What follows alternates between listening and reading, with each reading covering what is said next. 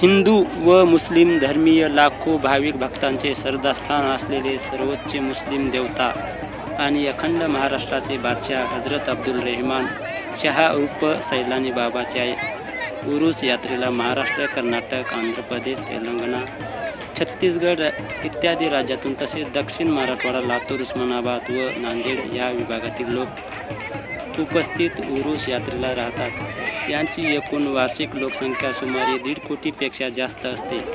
महाराष्ट्राचे बादशाह हजरत अब्दुल रहमान शाह उर्फ सैलानी बाबांचे पवित्र संदल पालखी चिखली येथून पिपळगाव दर्गा देवस्थानपर्यंत जाते।